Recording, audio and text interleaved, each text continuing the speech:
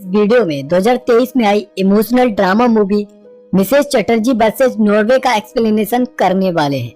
इस मूवी को IMDb पर 7.3 आउट ऑफ 10 की एक शानदार रेटिंग मिली है। साथ ही 94% गूगल यूजर ने इसे पसंद भी किया है।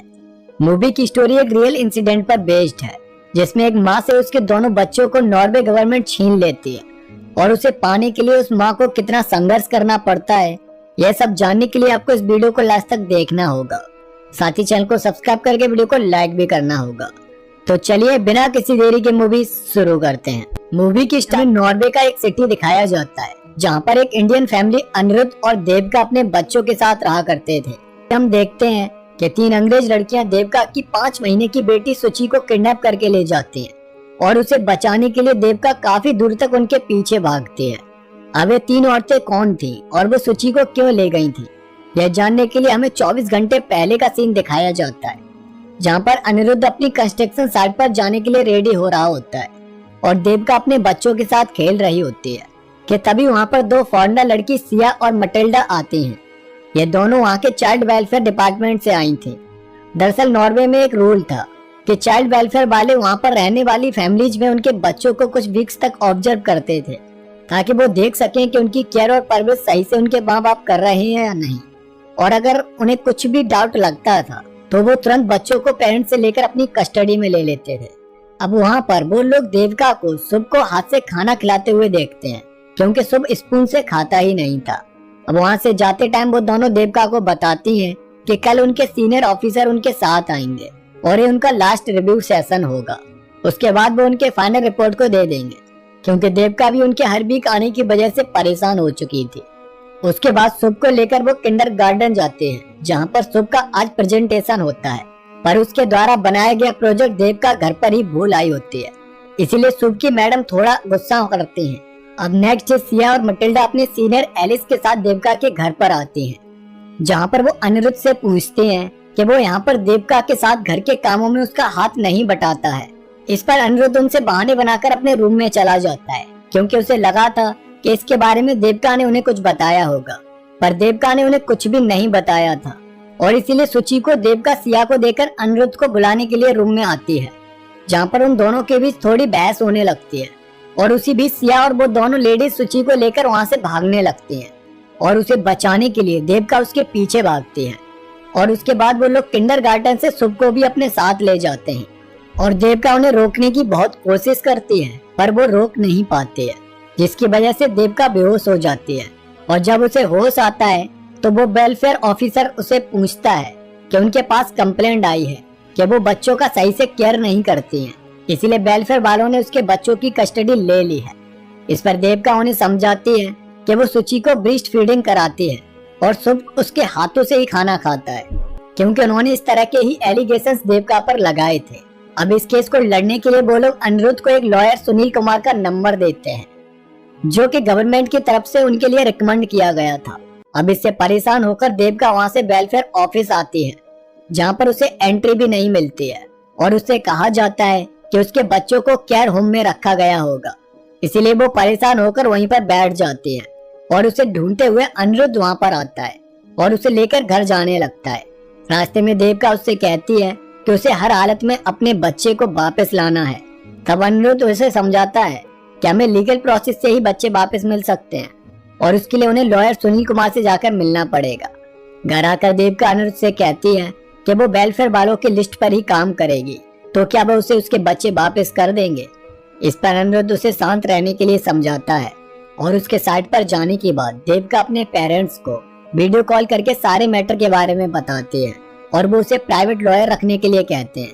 पर देविका जानती थी कि अनिरुद्ध बहुत ही कंजूस टाइप का पर्सन है और वो अपने पैसे खर्च करके कोई भी लॉयर नहीं हायर करेगा। उसके बाद देविका अपनी शादी के टाइम की कुछ मेमोरीज याद करती है कि अनिरुद्ध उससे पहले कितना ज्यादा प्यार करता था और बच्चे होने के बाद उसने अपने बच्चों की कितनी अच्छी तरह से केयर की थी, पर अब वो उसके पास नहीं थे, इसीलिए वो बहुत दुखी थी। उसके बाद वो लोग नेक्स्ट डे सुनील कुमार से जाकर मिलते हैं और वो देविका से पूरे मैटर के बारे में डिटेल में जानते हैं, जिसमें वो बताती है कि स्टार्टिंग में सिया और मटिल्डा ने उसे ब्रेस्ट फीडिंग के तरीके सिखाए थे और उसने उन लोगों को अपनी फैमिली की तरह ही ट्रीट किया था, पर उन्होंने उसके ही बच्चों को किडनैप कर लिया था। उन लोगों के एलिगेशंस थे कि वो हाथ से बच्चों को खाना खिलाती है और बच्चों को अपने पास सुलाती है। उसके बाद वो लोग शुभ और सुचि से मिलने पुलिस स्टेशन जाते हैं, जहाँ पर वेलफेयर के लोग भी होते हैं। अपने बच्चों को देखकर देविका उन्हें गले से लगा लेती है और रोने लगती है। इस पर वेलफेयर वाले उसे बच्चों के सामने रोने से मना करते हैं, क्योंकि उन्हें लगता था कि इससे बच्चों पर गलत असर पड़ेगा। और फिर वो लोग अगले ही मिनट उनसे बच्चे छीन लेते हैं और देविका रोते हुए रह जाती है। वो शुभ को ले जाने से पहले उससे कहती है कि अगर वो इनके साथ सही से रहेगा तो ये लोग उसे डिज्नीलैंड लेकर जाएंगे, जो कि शुभ को बहुत पसंद था। अब बच्चों से अलग हुए देविका को 2 वीक्स बीत चुके होते हैं और उसके पेरेंट्स इंडिया से यहाँ पर आ चुके होते हैं। कुछ दिन बाद काउंसिल की हियरिंग में सुनील कुमार वेलफेयर वालों को समझाते हैं कि देविका जिस तरह से अपने बच्चों की केयर करती है वो सिर्फ उसका इंडिया का तौर तरीका है, इसीलिए यहाँ पर कल्चरल डिफरेंस है। इसका मतलब ये नहीं है कि उससे उसके बच्चों को दूर कर दिया जाए। और कुछ दलीलों के बाद वो लोग शुभ और सुचि को देविका को वापस देने के लिए मान जाते हैं। अब इसकी वजह से देविका और बाकी लोग बहुत खुश होते हैं और नेक्स्ट डे केयर होम अपने बच्चों को लेने के लिए पहुंच जाते हैं। मगर वहाँ पर डॉक्टर मार्गस उन्हें बताती है कि कोर्ट से उन्हें स्टे मिल गया है, इसीलिए वो बच्चों को नहीं ले जा सकते हैं, क्योंकि उनका घर बच्चों के लिए कंफर्टेबल नहीं है। यह सुनकर देविका फिर से परेशान हो जाती है और शुभ को वहाँ पर ढूंढने लगती है, पर उसे शुभ कहीं पर भी नहीं मिलता है और इसकी वजह से वो पागलों की तरह बिहेव करने लगती है, जिसकी वीडियो सिया रिकॉर्ड कर लेती है और उसकी वजह से एक केस और ज्यादा बिगड़ जाता है। उधर सुनील कुमार को इस केस से हटाकर एक केस किसी दूसरे फॉरेनर लॉयर डैनियल को दे दिया जाता है। और फिर कोर्ट की हियरिंग में वेलफेयर की तरफ से अपॉइंटेड लॉयर रोजी बताती है कि सिया ने जो रिपोर्ट सबमिट की थी उसके according Devika mentally unstable mother है और इसे प्रूव करने के लिए वो किंडरगार्टन की टीचर से रिकॉर्डेड बयान भी सुनवाती हैं, जिसमें वो कहती हैं कि देविका अपने बेटे शुभ की पढ़ाई को लेकर कॉन्शियस नहीं है, वो उसके प्रोजेक्ट भी भूल जाती है। रोजी वहाँ पर एक और वीडियो दिखाती है जिसे सिया ने बनाया था। उसमें शुभ ने गिलास तोड़ दिया था, इसीलिए थोड़ी देर के लिए देविका ने शुभ को गेट से बाहर निकालकर डोर बंद कर दिया था और इससे रोजी प्रूव करने की कोशिश कर रही थी कि देविका अपने बच्चे को पनिश करती है, जो कि इल्लीगल है। हालांकि डैनियल अपना पक्ष रखने की पूरी कोशिश करता है, पर वो इस केस को हार जाते हैं और उनकी पिटीशन रिजेक्ट कर दी जाती है। देविका भी अपनी टूटी फूटी इंग्लिश से जज को समझाने की कोशिश करती है कि वो अपने बच्चों से कितना ज्यादा प्यार करती है, पर जज उसकी कोई भी बात सुने बिना ही वहाँ से चले जाते हैं। और घर आकर देविका अपने बच्चों को याद करके बहुत रोती है। उसे कुछ भी खाने का भी मन नहीं कर रहा होता है। वो डेली अपने ब्रेस्ट मिल्क को बोतल में डालकर सुचि के लिए ले जाती है, पर वो लोग उस मिल्क को सुचि को देते ही नहीं है। अब नेक्स्ट सीन सेपरेशन के 2 महीने बाद का दिखाया जाता है, जहाँ पर उसकी फ्रेंड नंदिनी उसे एक लॉयर राविया से मिलवाती है, जिसके बच्चों के साथ भी एक बार ऐसा ही हुआ था और तब उसने वेलफेयर वालों पर रिसर्च की थी, जिससे उसे पता चला था कि ये लोग इंडियन फैमिलीज के बच्चों को इसी तरह से अपनी कस्टडी में ले जाते हैं और फोस्टर पेरेंटिंग के नाम पर काफी सारा पैसा कमाते हैं। यह एक तरह का ऑर्गेनाइज्ड क्राइम है, जिसमें जज, लॉयर और पुलिस भी शामिल होते हैं। साथ ही वो एक टीचर बैरेट के द्वारा बनाई गई शुभ की वीडियो को भी दिखाती है, जिसमें वो बोल रहा था उसे बस अपनी माँ के पास जाना है। और ये सब जानने के बाद वो ये सब अनिरुद्ध को जाकर बताती है, पर अनिरुद्ध उसकी बातों पर यकीन ही नहीं करता है। उसे तो बस अपने सिटीजनशिप की पड़ी थी और इसीलिए गुस्से में देविका खुद ही अपने बच्चों को चुपचाप होम केयर से निकालने के लिए पहुंच जाती है, जहां पर वो सीक्रेटली शुभ और सुचि को वहां से निकालकर स्वीडन एयरपोर्ट पर आ जाती है और वहां से इंडिया जाने लगती है। पर तभी वहां पर पुलिस आकर उसे रोक लेती है और उससे शुभ और सुचि को छीन कर ले जाती है और देविका बुरी तरह से चिल्लाती हुई वहीं पर रह जाती है और पुलिस अनिरुद्ध और देविका को पुलिस स्टेशन बुलाती है और उसके अगेंस्ट वो केस करने को कहते हैं। पर डैनियल उन्हें समझाता है, इसलिए वो लोग देविका को जेल नहीं भेजते हैं, पर इसकी वजह से देविका का केस अब और ज्यादा कॉम्प्लिकेटेड हो जाता है। उधर घर आकर अनिरुद्ध उस पर गुस्सा करता है और उनके बीच लड़ाई होने लगती है, जिसमें अनिरुद्ध देविका को स्लैप कर देता है और देविका भी उसे स्लैप करती है। इसीलिए गुस्से में अनिरुद्ध उसे रूम में जाकर बंद कर देता है और फिर कई सारे कोर्ट ट्रायल होते हैं। अब नेक्स्ट सीन में न्यूज में दिखाया जाता है कि बसदा नाम की इंडियन मिनिस्टर नॉर्वे अपने इंडिया नॉर्वे रिश्ते को मजबूत बनाने के लिए एक टेलीकॉम डील करने के लिए आ रही है। और उधर कोर्ट में दोबारा से देविका का केस लड़ा जाता है, जहां पर इस बार डैनियल बहुत अच्छे से केस को लड़ता है और वेलफेयर के द्वारा लगाए गए एलिगेशंस को गलत साबित कर देता है। उसके लिए वो बैरेट को विटनेस बॉक्स में बुलाता है, जहां पर बैरेट खुलासा करती है कि वेलफेयर वाले देविका के बेटे शुभ के साथ बहुत गलत करते हैं।